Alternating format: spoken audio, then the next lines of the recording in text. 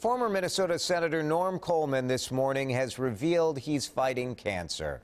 On his Facebook page, Coleman says he had a sore throat for a long time and then noticed a lump. A biopsy revealed cancer on his tonsil and his throat.